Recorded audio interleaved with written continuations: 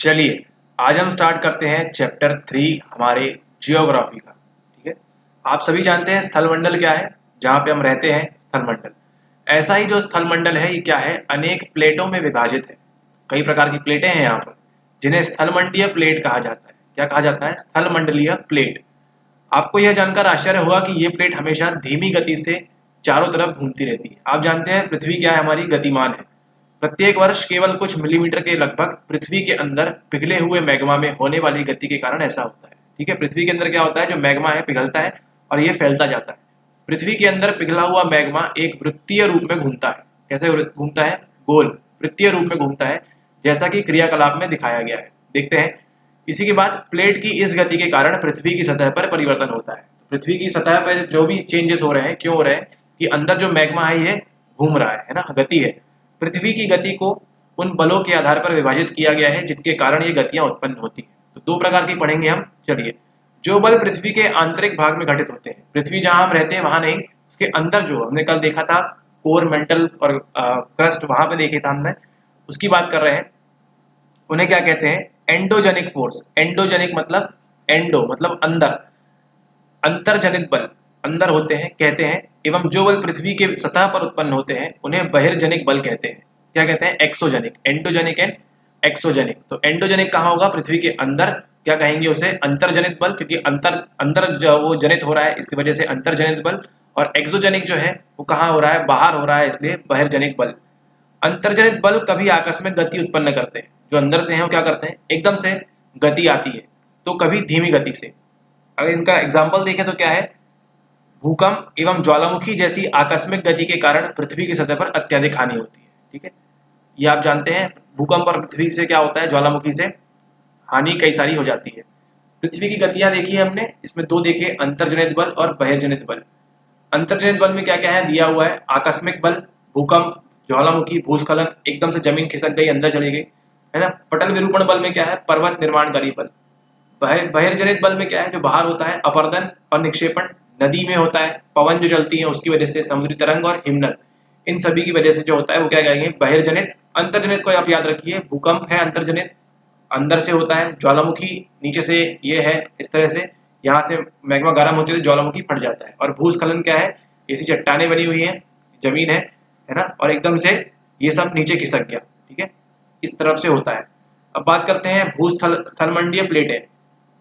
भूपर्पटी में अनेक बड़ी एवं कुछ छोटी, कठोर, असमान आकार की प्लेटें होती हैं, जिन पर महाद्वीप एवं महासागर की सतह टिकी है। तो हमारा जो महाद्वीप है इंडिया, किस पे टिका हुआ है? ये एक इस प्रकार की ऐसी प्लेट पे टिका हुआ है, ऐसे ऐसे प्लेटों पे टिका हुआ है। ठीक है, चलिए अब देखते हैं आगे। पृथ्वी की गतियां देख ली हमने। अब देखिए, यहाँ पे दिया हुआ है ज्वालामुखी भूपर्पटी पर खुला एक ऐसा छिद्र होता है जिससे पिघले हुए पदार्थ अचानक निकलते हैं। यहाँ पे देखिए, ये क्या है? मैग्मा। जानते हैं आप 3500 किलोमीटर अंदर जो है मैग्मा का कोष्ठ, ये मेंटल है। मैग्मा देखिए इस तरह से आ रहा है, ये इस प्रकार से। और कुछ मैग्मा गर्म होते होते क्या जाता है? क्रेटर, यहाँ बोलते हैं क्रेटर बोलते हैं, यहाँ से फट के निकल जाता है। और क्या निकलती है? गैसें भी निकलती हैं, राख भी निकलती है साथ साथ। ठीक है, और जो बीच से यहाँ से आ जा रहा है ना, निकास वेंट जिसे बोलते हैं, उसे क्या कहते हैं? हम लावा कहते हैं ना। जो ये लाल लाल निकल रहा है इसे क्या कहेंगे? हम लावा कहेंगे। ठीक है, इस प्रकार से ज्वालामुखी काम करता है। ठीक है, अब देखते हैं इसी प्रकार स्थलमंडलीय प्लेटों के गति के करने पर पृथ्वी की सतह पर कंपन। अब ये क्या है? प्लेटें देखिए यहाँ दिख रही हैं। प्लेटें जब ऐसी ऐसी हिलती हैं तो क्या होता है? सतह पर क्या होता है? कंपन होता है। यह कंपन पृथ्वी के चारों ओर गति कर सकता है। ठीक है, आप समझिए, आज के बाद आप जो भूकंप कहते हैं क्यों आ रहा है? धरती नहीं फटी है, क्या हो रहा है? जो प्लेटें हैं, ये एक प्लेट है मान लीजिए और ये एक प्लेट है, ये दोनों क्या हुआ? अब ये प्लेट कैसी हो गई? ऐसी हो गई। ठीक है, ये प्लेट ऐसी खिसक गई, इसकी वजह से क्या हो रहा है? कंपन महसूस होता है और इसे हम क्या कहते हैं? इसे हम कहते हैं भूकंप का नाम। ठीक है, फिर से पढ़िए इसको एक बार। स्थलमंडलीय प्लेटों की गति के करने पर पृथ्वी की सतह पर कंपन होता है। या मान लीजिए प्लेटें अलग हो जाएंगी या प्लेटें जुड़ जाएंगी, है ना, दोनों ही प्रकार में क्या होगा? भूकंप होगा। यह कंपन पृथ्वी के चारों ओर गति कर सकता है। इस कंपन को क्या कहते हैं? भूकंप कहते हैं। भूपर्पटी के नीचे वह स्थान जहां कंपन आरंभ होता है क्या कहलाता है? उद्गम केंद्र कहलाता है। उद्गम केंद्र के भू सतह पर उसके निकटतम स्थान को क्या कहते हैं? अधिकेंद्र कहते हैं। अधिकेंद्र से कंपन बाहर की ओर तरंगों के रूप में गमन करती है। अधिकेंद्र के निकटतम भाग में सर्वाधिक हानि होती है एवं अधिकेंद्र से दूरी बढ़ने के साथ भूकंप की तीव्रता धीरे धीरे कम हो जाती है। ठीक है, ये देखिए, ये क्या है, उद्गम केंद्र, ये पृथ्वी के अंदर है ना, ये पृथ्वी के अंदर है उद्गम केंद्र। मान लीजिए आप रह रहे हैं गुजरात में, गुजरात में रह रहे हैं आप, ठीक है, और मान लीजिए ये शहर है अहमदाबाद, ठीक है, अहमदाबाद शहर की बात हो रही है। तो यहाँ पे जो अहमदाबाद शहर के नीचे जो जगह होगी वहां पे मान लीजिए भूकंप आया, ठीक है, तो वो क्या कहलाएगा, उद्गम केंद्र कहलाएगा। वह स्थान जहाँ भूकंप उत्पन्न होता है वह भूकंपीय ऊर्जा का उद्गम केंद्र कहलाता है। ठीक है, तो अहमदाबाद सिटी शहर में नहीं, अहमदाबाद शहर के नीचे जहाँ पे जाके भूकंप होगा, जहाँ प्लेटें खिसकी होंगी, वहां क्या कहलाएगा, उद्गम केंद्र कहलाएगा। और ऊपर जहाँ पे अहमदाबाद में जहाँ आप रह रहे हैं वहां पे अगर ऊपर आके आपको भूकंप का झटका महसूस होता है तो किसे क्या कहेंगे हम, उसे कहेंगे हम अधिकेंद्र। ठीक है, तो सतह पे, पृथ्वी की सतह पे जहाँ पे हमको झटका महसूस हो रहा है उसे क्या कहेंगे हम, अधिकेंद्र कहेंगे। और उसके बाद देखिए ये इस प्रकार से जा रही है, ये तरंगे इस प्रकार से फैलती जा रही है ना, ये फैलती जा रही है। भूकंपी तरंगे सभी दिशाओं में बाहर की ओर निकलती हैं। ठीक है, अंदर तो जाएंगी नहीं, तरंग ऐसी बाहर बाहर ऐसी ऐसी फैलती ऐसी चली जाएंगी। ठीक है, ये है एक भूकंप की उत्पत्ति किस प्रकार से होती है, आप समझ गए। ठीक है, ठीक है, इसमें तरंगों की बात करें तो हम आगे पढ़ेंगे डिटेल में, लेकिन अभी ध्यान रखिए 3 तरह की तरंग होती हैं, पी तरंगे, एस तरंगे, एल तरंगे, अनुदैर्घ्य तरंगे, अनुप्रस्थ और अपृष्ठीय। ठीक है, ओके, पी एस मेन ध्यान रखिए आप, है ना, तरंगों की बात हो रही है। तो भूकंप की भविष्यवाणी संभव तो है नहीं, आप बता नहीं सकते कि अब 3 तारीख को भूकंप आएगा या 9 तारीख को आएगा, लेकिन यदि हम पहले से तैयार हो तो उसके प्रभाव को निश्चित रूप से कम किया जा सकता है। स्थानीय लोग कुछ सामान्य तरीकों से भूकंप की संभावना का अनुमान लगाते हैं, जैसे जानवरों के व्यवहार। आपने देखा होगा कुत्ते लोग जो हैं, कुत्ते जानवर जो है वो क्या करते हैं, वो यहाँ वहाँ भागने लगते हैं। तालाब में मछलियों की उत्तेजना, वो एकदम क्या हो जाती है, मछलियां जो है उत्तेजित हो जाती है। और सांपों का धरातल पर आना, मान लीजिए इकट्ठा 15-20 सांप देखे अपने आसपास, समझ लीजिए कि भूकंप आने वाला है। ठीक है, गुजरात में देखिए एक प्रकार से भूकंप हुआ था तो इतना विनाश हुआ था। ठीक है, भुज में जब आया था। ठीक है, मान लीजिए भूकंप आता तो कहाँ पे आश्रय लें, सुरक्षित स्थान ढूंढे, रसोई के काउंटर या मेज के नीचे चले जाएं, आग वाले स्थान से दूर रहें, चिमनी के आसपास से दूर रहें, टूट सकती हैं क्योंकि खिड़कियां, दर्पण, है ना, इन सब से दूर रहें। ठीक है, अब बात करते हैं हम मुख्य स्थलाकृतियां क्या है। भूकंप देख लिया, मुख्य स्थलाकृतियां देखते हैं। अपक्षय एवं अपर्दन नामक 2 प्रकर्मों द्वारा दृश्य भूमि लगातार विघटित होती रहती है। अपक्षय एवं अपर्दन, पृथ्वी की सतह पर शैलों के टूटने से अपक्षय की क्रिया होती है। अपक्षय मतलब क्या है, ये एक पत्थर है, ये एक चट्टान है, ये एक पत्थर है, ठीक है, ये टूट जाएंगी तो छोटी छोटी हो जाएंगी, उसे क्या कहेंगे हम, अपक्षय कहेंगे। ठीक है, भूदृश्य पर जल, पवन एवं हिम जैसे विभिन्न घटकों के द्वारा होने वाले क्षय को अपर्दन कहते हैं। अपर्दन किससे होगा, जल से होगा, पानी से होगा, हवा से होगा और बर्फ से होगा। पानी, हवा और बर्फ से जो भी क्षय होगा उसे क्या कहेंगे, हम अपर्दन कहेंगे।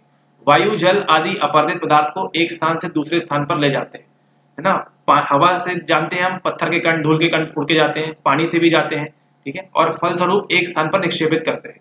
अपर्दन समझ गए आप, एवं निक्षेपण के ये प्रक्रम पृथ्वी के धरातल पर विभिन्न स्थलाकृतियों का निर्माण करते हैं। कौन कौन सी है वो हम देखते हैं अभी। नदी के कार्य क्या है, नदी के जल से दृश्य भूमि का अपर्दन होता है। नदी के जल से क्या होता है, जो दृश्य भूमि जो हमको दिख रही है भूमि, उसका क्या होता है, अपर्दन होता है। जब नदी किसी खड़े ढाल वाले स्थान से अत्यधिक कठोर शैल या खड़े ढाल वाली घाटी में गिरती है तो जलप्रपात बनाती है। ये देखिए एक जलप्रपात बन रहा है, ठीक है, यह यहाँ से आ रही है और इतना ऊंचाई से यहाँ नीचे गिर जा रही है। ठीक है, आपने भी आसपास अपने जलप्रपात देखा होगा। ठीक है, तो ये उस प्रकार की बातें हैं, जलप्रपात बना रही है यहाँ पे। ठीक है, इसी प्रकार देखिए एक नियाग्रा जलप्रपात, देखिए कितना बड़ा है ये नियाग्रा जलप्रपात, है ना। विश्व में हजारों छोटे ऊंचे जलप्रपात है। मतलब क्या हो रहा है, नदी आ रही है इस प्रकार से और एकदम से गिर जा रही है। ठीक है, तो क्या बनाती है, वो जलप्रपात बनाती है। सबसे ऊंचा जलप्रपात कहाँ है, दक्षिण अमेरिका के वेनेजुएला का एंजल जलप्रपात है। ठीक है, एंजल जलप्रपात जो है सबसे बड़ा है, कहाँ पे है, दक्षिण अमेरिका, मैप में आप देख चुके हैं। अन्य जलप्रपात की बात करें तो उत्तरी अमेरिका, मतलब दक्षिण अमेरिका के ऊपर कनाडा तथा संयुक्त राज्य अमेरिका की सीमा पर स्थित नियाग्रा जलप्रपात, नियाग्रा वाटरफॉल्स जो कहते हैं वो है। और अफ्रीका में जाम्बिया एवं जिम्बाब्वे की सीमा पर स्थित विक्टोरिया जलप्रपात है। ठीक है, तो ये होता है जलप्रपात। इसके साथ साथ ये एक चीज बनी, दूसरे क्या बन रहा है, जब नदी मैदानी क्षेत्र में प्रवेश करती है, गंगा, यमुना, ये सब जब मैदानी क्षेत्र में प्रवेश करती है तो क्या होती है, वो मोड़दार मार्ग पर बहने लगती है। कभी गूगल मैप में आप गंगा यमुना का नक्शा देखिएगा तो वो इस प्रकार से है ना, मोड़ लेने लग स्टार्ट करती है। नदी के इन्हीं बड़े मोड़ों को क्या कहते हैं, विसर्प कहते हैं। ये जो बड़ा मोड़ है ये क्या है, विसर्प है। इसके बाद विसर्पों के किनारों पर लगातार अपर्दन है ना, फिर से वो हवा पानी की वजह से टूटना स्टार्ट हो जाएंगे एवं निक्षेपण शुरू हो जाता है। विसर्प लूप के सिरे निकट आते जाते हैं। समय के साथ विसर्प जो है लूप नदी से कट जाते हैं और एक अलग झील बन जाते हैं। तो कहीं कहीं देखा है आपने झील बनती है, क्यों? क्योंकि जो विसर्प है ये क्या हो गया, ये देखिए एक झील बन गई। पहले यहाँ तक इतना घूम रही थी, लेकिन अब क्या हुआ, यहाँ पे मैदान आ गया बाद में, ठीक है, इसलिए क्या बन गई, एक झील प्रकार की बन गई, जिसे चाप झील भी कहते हैं। कभी कभी नदी अपने तटों से बाहर आने लगती है, फलस्वरूप निकटवर्ती क्षेत्रों में बाढ़ आ जाती है। कभी अगर आपके क्षेत्र में बाढ़ आई हो तो आपको मालूम होगा कि जो पानी है वो क्या होता है, मैदानों में अंदर घुसने लगता है।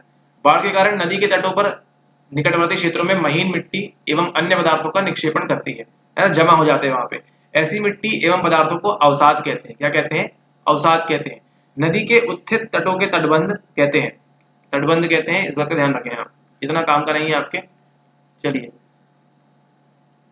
यहाँ देखिए, वितरिका कहा जाता है, ये मुख्य नदी आ रही है, ठीक है, और ये जो बट जा रही ट्रिब्यूटरीज जो बट जा रही है ना, ये बन गया डेल्टा है ना, इसे क्या कहते हैं, वितरिका कहते हैं। वितरिका देखिए क्या है, समुद्र तक पहुंचते पहुंचते नदी का प्रवाह धीमा हो जाता है, ठीक है, नदी तेज तेज आती है आती है आती है आती है आती है और समुद्र में जब पहुंचती है तो क्या होती है, उसका प्रवाह धीमा हो जाता है तथा नदी अनेक धाराओं में विभाजित, देख रहे हैं, अलग अलग धाराओं में क्या हो जाती है, विभाजित हो जाती है इस प्रकार से।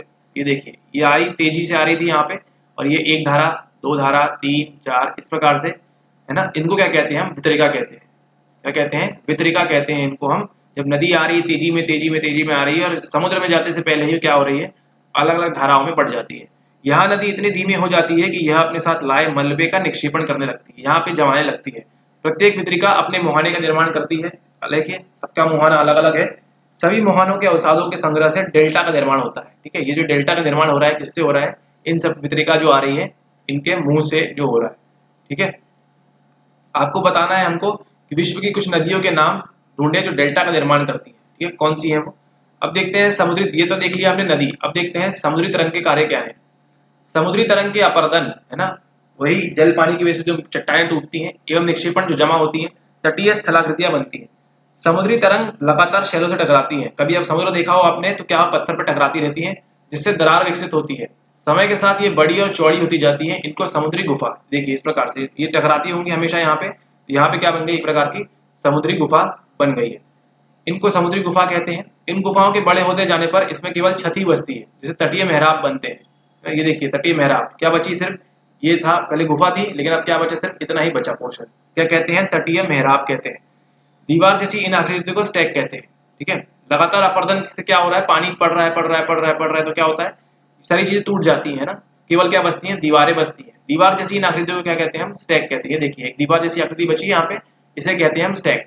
समुद्री जल के ऊपर लगभग ऊर्ध्वाधर उठे हुए ऊंचे शरीर तटों को क्या कहते हैं, समुद्र भृगु कहते हैं, ठीक है। ये हुआ समुद्र का कार्य। नदी हो गई, समुद्र हो गया, अब बचा क्या, हिम, है ना, बर्फ। बर्फ क्या करती है, हिमनद अथवा हिमानी बर्फ की नदियां होती हैं। क्या होती हैं, हिमानी बर्फ की नदियां होती हैं। हिमनद अपने नीचे की कठोर चट्टानों से गोलाश्मी मिट्टी लेके आती है और पत्थरों को क्या करती है, अपरदित कर देती है, और गोलाश्मी मिट्टी एवं पत्थरों से भूदृश्य का अपरदन करती है ना। फिर से क्या हो रहा है, डिपोजिशन हो रहा है, इरोजन हो रहा है, इसका यहाँ पे। हिमनद गहरे गर्तों का निर्माण करते हैं। पर्वतीय क्षेत्र में बर्फ पिघलने से उन गर्तों में जल भर जाता है और वे सुंदर झील बन जाते हैं। आप कभी देखे होंगे आपने कश्मीर की झील, गूगल करिएगा कश्मीर की झील क्या है। इसी प्रकार से बर्फ बनी, गड्ढा बना, वहां पे पानी भर गया तो क्या बन गई, वहां पे झील बन गई। हिमनद के द्वारा लाए गए पदार्थ जैसे छोटे बड़े शहर, छोटे बड़े पत्थर, रेत एवं तलछट मिट्टी निक्षेपित होते हैं। ये निक्षेप हिमनद हिमोड़ का निर्माण करते हैं, ठीक है, इस बात का ध्यान रखिएगा। इसी के साथ साथ तीसरा कार्य देख लिया हमने, पानी देख लिया, नदी क्या करती है, बर्फ देख लिया, और अब देखते हैं पवन क्या करती है, मतलब हवा क्या करती है, उसको देखते हैं। चलिए, क्या आपने कभी रेगिस्तान देखा है? रेगिस्तान में पवन अपर्दन एवं निक्षेपण का प्रमुख कारक है। रेगिस्तान में पानी तो है नहीं, सिर्फ हवा ही कर सकती है। रेगिस्तान में आप छत्रक के आकार के शैल देख सकते हैं, जिन्हें सामान्यतः क्या कहते हैं, छत्रक शैल कहते हैं। पवन शैल के ऊपरी भाग की अपेक्षा निचले भाग को आसानी से काटती है, इसलिए ऐसी शैल के आधार संकीर्ण एवं शीर्ष विस्तृत होते हैं। ये देखिए बालू टिब्बा कहते हैं, देख रहे हैं आप, टिब्बे प्रकार के बने हुए हैं।